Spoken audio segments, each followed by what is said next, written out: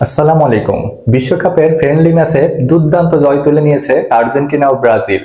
বিশেষ করে বিশ্ব চ্যাম্পিয়ন আর্জেন্টিনা তারা দেখিয়ে দিয়েছে মুকুটটা কিভাবে নিজেদের করে রাখতে হবে আবার পুনরায়।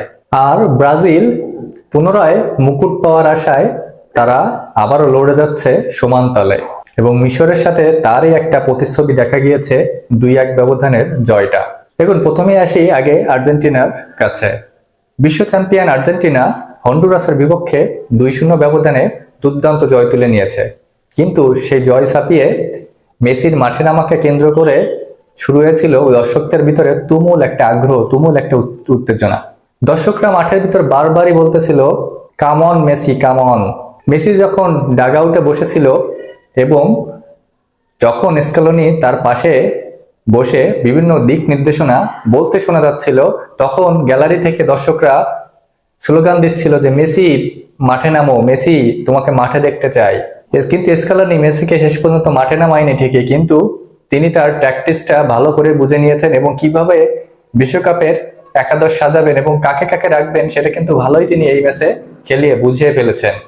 দেখুন, এই ম্যাচে যারা খেলেছে তাদের থেকে হয়তো বিশ্বকাপের একাদশে 2 থেকে 3 জন থাকার সম্ভাবনা আছে, আর ম্যাক্সিমামই থাকবে না, কিন্তু বাজিয়ে দেখছে যে কোন প্লেয়ারটা আমার কোথায় কখন বদলি হিসেবে নামালে কার্যকারী ভূমিকাটা পালন করতে পারবে। দেখুন, আজকের প্রথম গোলটা লাউতারো মার্টিনেজ প্ল্যান্টি থেকে করে এবং দ্বিতীয় গোলটাতেও লাউতারো মার্টিনেজের দারুণ ভূমিকা রয়েছে। তার অ্যাসিস্টে দ্বিতীয় গোলটি করেন গিলিয়ানো সিমোনে। তার গোলটাও ছিল দুর্দান্ত। দেখুন, টেক্সাসের কলেজ স্টেশনের কাইল ফিল্ড স্টেডিয়ামে মাঠে নামে মেসিবিহীন আর্জেন্টিনা। মেসি যে মাঠে নামবে না সেটা আগেই জানা ছিল তার ছোটখাটো ইনজুরির জন্য। ম্যাচের যখন 37 মিনিট, তখন হঠাৎ করে ম্যাচের ভিতরেই ফাউলের শিকার হয় নিকোলাস তাকলিয়াফিকো। বক্সের ভিতরে ফাউলটা হওয়ায় আম্পায়ার সাথে সাথে বাঁশি বাজান, তবে ওটা ছিল একদম সফট ডিসমিসাল, ওখানে রেফারি ফাউল না দিলেও পারত। যাই হোক, প্রথম গোলটা ফাউল থেকে আসে এবং প্লান্টি পায় আর্জেন্টিনা এবং স্পট কিকে দুর্দান্ত এক গোল করে লাউতারো মার্টিনেজ এবং পরবর্তীতে দ্বিতীয় অর্ধের শুরুতেই এই গোলটা দ্বিগুণ করেন আতলেটিকো মাদ্রিদ ফরওয়ার্ডার জুলিয়ানো সিমোয়ানে। দেখুন, সিমোয়ানের এই গোলটার পরপরই কোচ স্কালোনি আর্জেন্টিনার হয়ে 4টা পরিবর্তন আনেন। Giovani Lo Celso, Thiago Almada, Lisandro Martinez ও লাউতারো মার্টিনেজ তাদেরকে তিনি উঠিয়ে নেন এবং তার জায়গায় নামানো হয় অ্যালেক্সিস ম্যাককালিস্ট এবং এনজো ফার্নান্দেজ, ক্রিস্টিয়ান রোমেরো এবং হেসো লোপেসকে। তবে ম্যাচের শেষ দিকে তারা কিন্তু কোনো উল্লেখযোগ্য প্রভাব ফেলতে পারেনি।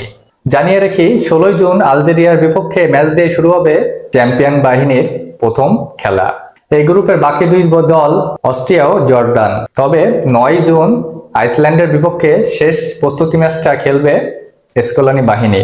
এবার চলুন ব্রাজিলের কাছে। যুক্তরাষ্ট্রের ক্লিভল্যান্ডে হওয়া এই ম্যাচটিকে আফ্রিকান দলটিকে হারিয়েছে 2-1 ব্যবধানে ব্রাজিল। গোল করেছেন ব্রুনো গিমারেজ ও এনরিক। দেখুন, মিশরের বিপক্ষে 4টা পরিবর্তন নিয়ে মাঠে নামেন কোচ কার্লো আনচেলত্তি এবং ম্যাচের যখন 15 মিনিট, তখন বা কুস্কিতে ব্যথার কারণে মাঠ ছাড়তে হয় রাইট ব্যাক ওয়েসলিকে। তার পরপরই কোচ কার্লো আনচেলত্তি জানিয়ে দেয় এই ডিফেন্ডারকে কিছু পরীক্ষা নিরীক্ষা করতে হবে, এর পরপরই চূড়ান্ত সিদ্ধান্ত জানানো হবে। এই রোমা খেলা ওয়েসলি এইবারে বিশ্বকাপে প্রথমবারের মতো ডাক পেয়েছেন। তার ভাগ্যে কি আছে সেটা পরীক্ষা নিরীক্ষার পরেই জানানো হবে। দেখুন, মিশরের বিপক্ষেই ম্যাচ দিয়েই প্রস্তুতি ম্যাচ শেষ করলো ব্রাজিল। এর আগে প্রথম প্রস্তুতি ম্যাচটা পানামাকে 6-2 গোলের বিশাল ব্যবধানে হারিয়েছিল ব্রাজিল। নেইমার এই ম্যাচেও খেলতে পারেনি ইনজুরির কারণে এবং বিশ্বকাপের প্রথম ম্যাচটাও মিস করতে পারে নেইমার।